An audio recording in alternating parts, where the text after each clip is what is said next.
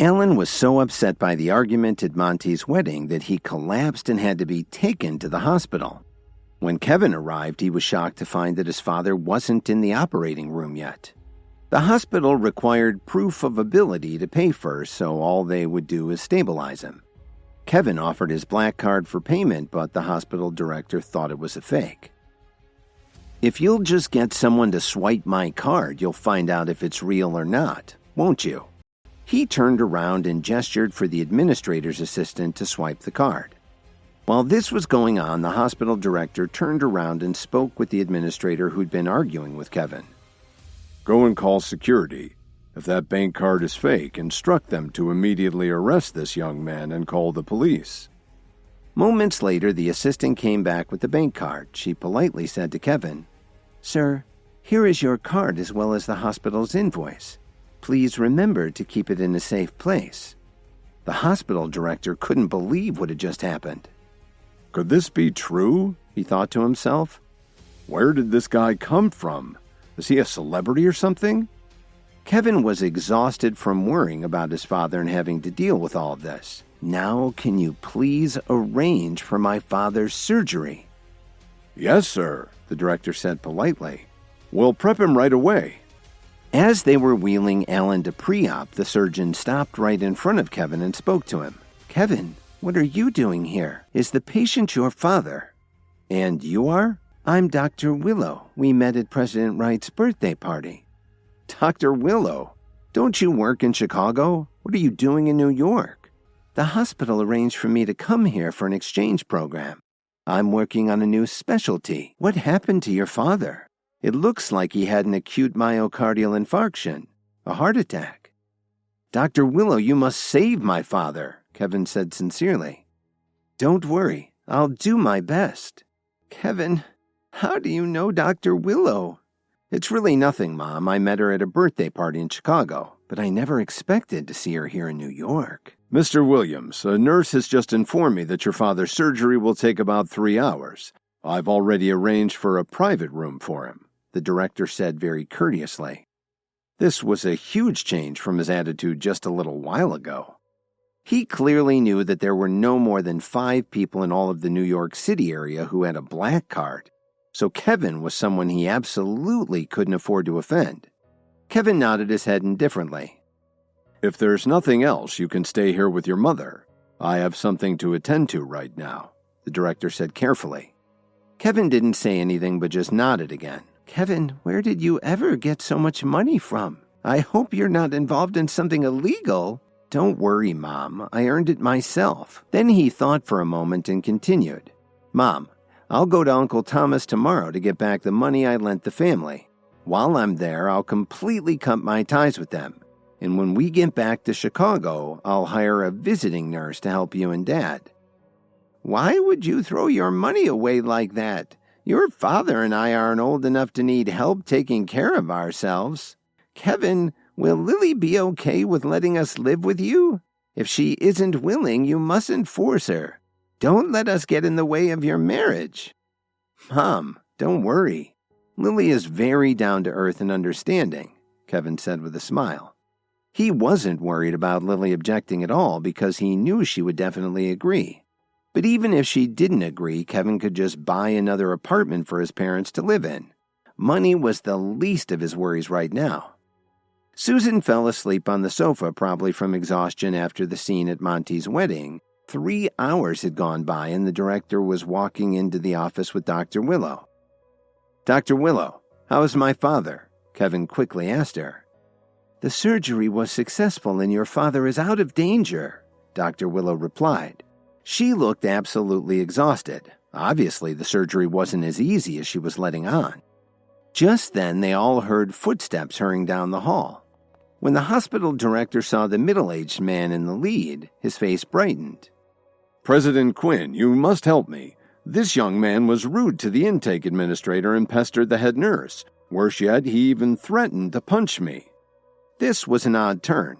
After being so polite, the director was suddenly turning on Kevin and his mother. But the hospital director knew that Quinn held a lot of power throughout New York and that he was the real head of this hospital. With his wealth, he had political connections that allowed him to do pretty much anything he wanted. He knew that all Quinn had to do was say the word and Kevin's family would definitely be tossed out. Dr. Willow got very worried when she heard him making these complaints. She'd heard about Quinn's reputation, and now that she heard the director making these false accusations, she was afraid for Kevin's safety. Then the hospital director shouted at Kevin, "What are you still standing there for? Get over here and apologize to President Quinn." "Kevin, please go and apologize to President Quinn," Dr. Willow said worriedly.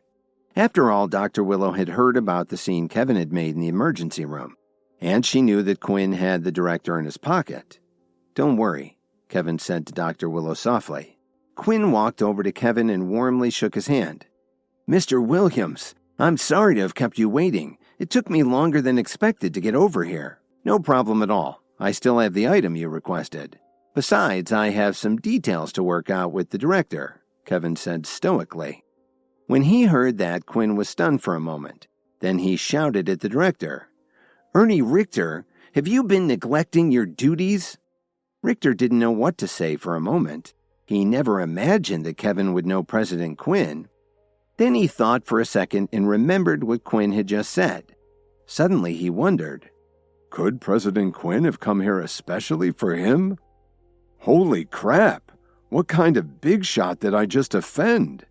Richter was on the verge of tears. "Since Mr. Richter doesn't seem to want to answer your question, then let me do it for him," Kevin said with a smirk. "President Quinn, I don't know how often you're able to visit this hospital. Do you know what kind of employees you have? These administrators have no conscience. They park dying patients in the corridor while they shake down their families for money." Then Kevin calmly recounted what had happened earlier. "Ernie Richter, you're a real bastard," Quinn yelled right in the man's face. Before Richter could catch his breath and respond, Quinn continued his tirade. "I give this hospital a lot of support, and I've told you over and over to make sure that any patients who are in serious condition need to be treated. This is certainly not how you provide service in a respectable hospital. The mission is to help people, not to make a profit." As soon as he finished speaking, Quinn looked Richter in the eye and said, "Well, what do you have to say for yourself?" "President Quinn, I know I was wrong," Richter said weakly. "Shut up," Quinn frowned. "Pack up your things and get out of here." Then Quinn noticed Dr. Willow, who had been standing patiently next to Kevin while all this was going on. Kevin saw this and quickly reminded him, "President Quinn, please don't misunderstand. The administration was at fault, but it was Dr. Willow who saved my father." "You did well, Doctor," Quinn said seriously. "As of right now, you're the new director of this hospital." Then he continued, "Remember, the first thing you need to do when you take over is to reduce all charges by half. For any poor and seriously ill patients, we will only charge 10% of the set fees. That should set things straight." Dr. Willow shook her head in disbelief. "President Quinn, thank you for your kind offer, but I came to this hospital as part of a research exchange program.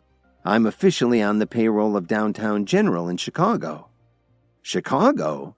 Quinn took a long look at Dr. Willow and said decisively, "You don't need to go back there. Human Resources will help you complete all the paperwork today." Kevin was very impressed with Quinn's reaction. He knew that the man had done this more or less because he was interested in his herbal pill, but his concern for the hospital's patients was admirable. After making arrangements for Dr. Willow to take over as hospital director, Quinn turned around to look at Kevin and said, "Mr. Williams, how do you think I handled that?" "Mr. Quinn, you've got my respect," Kevin said with a smile. At that moment, Susan woke up. It was amazing that she had slept through all of that. "Kevin, is your father out of surgery yet?" "Yes, Mom, it's over. Dad has been sent to recovery and then he'll have a private room." Seeing that Kevin was leaving with his mother, Quinn panicked. "Mr. Williams, we still have some unfinished business. How about letting my staff take your mother up to recovery? They should be able to let her speak with him for a few minutes once the anesthesia is worn off." Before Kevin could answer, his mother said thoughtfully, "Kevin, if you have something to do, go ahead. I'll be upstairs with your father." Quinn looked at his assistants and said, What are you all still doing here? Go ahead and escort Mrs. Williams up to recovery. And if she needs anything, do your best to make sure she's happy. President Quinn, if I'm no longer needed here, I'll be on my way." When she saw Quinn arrive, Dr. Willow expected the worst. What she didn't expect was for him to be so friendly to Kevin, which really turned the whole situation around. Somehow she felt that it was because of Kevin that she'd gotten this promotion to hospital director. And now Kevin seemed even more mysterious to her than when she'd first met him. "Mr. Williams, this isn't a good place to talk. Please come with me to my home. Your father will be in good hands while we're gone," Quinn said agreeably. He really couldn't wait to improve his health and his strength. That was far more important to him than firing Richter, who had no sense of medical ethics anyway. "Sure," Kevin replied with a smile. They left the hospital together, and Quinn personally drove Kevin to the most luxurious mansion in the whole metropolitan area. He politely invited Kevin to have a seat while his housekeeper prepared them espressos in the kitchen. Kevin smiled and took a small white vial from his pocket.